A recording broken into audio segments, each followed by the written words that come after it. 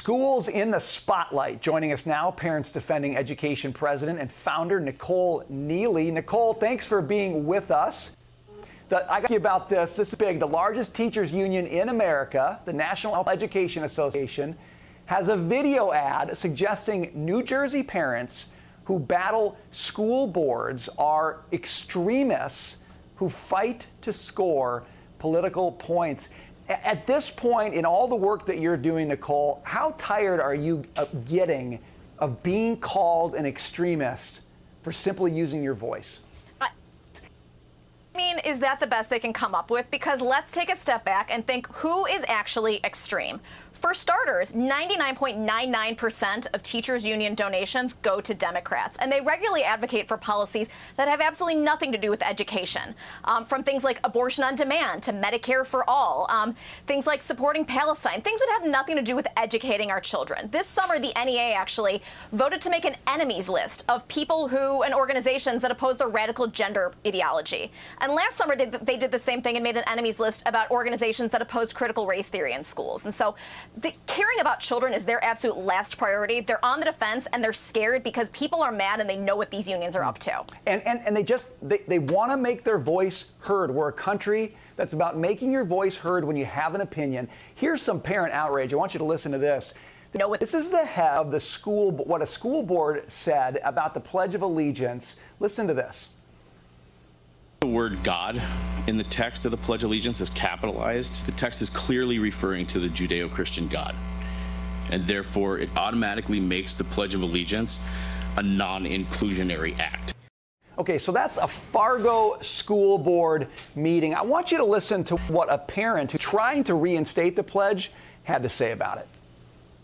Making some of the comments about liberty and justice and how not everybody gets liberty and justice, that is perpetuating critical race theory, which is against the law in North Dakota. So how can it go against board policy to recite it at board meetings, but it doesn't go against board policy to recite it in the schools? So that doesn't even make sense. Look, Nicole, this is why parents go to school board meetings. They're not extremists, but they've got positions on these issues, and they desperately want their school board members to at least listen. Nicole, how do you react to what you're seeing here in Fargo and more broadly across the country?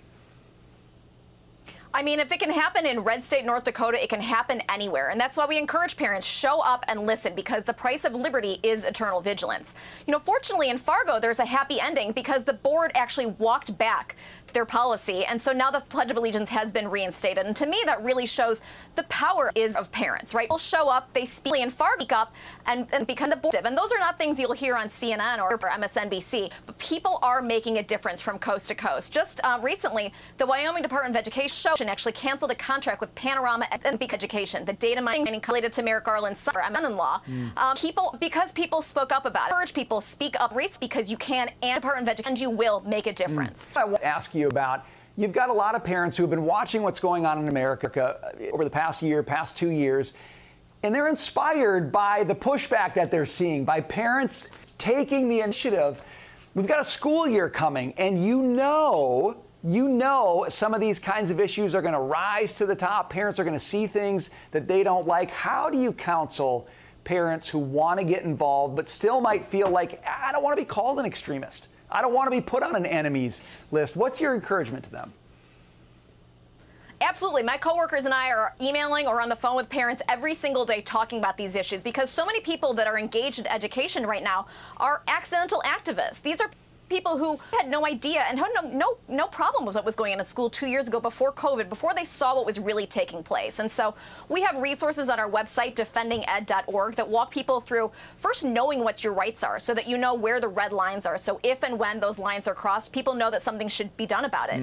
And then we have guides on how to get involved, questions to ask your school board, questions to ask your teacher, how to file a public records request, because knowledge is power. And once people know that they can and they should stand up, they will. And courage is contagious.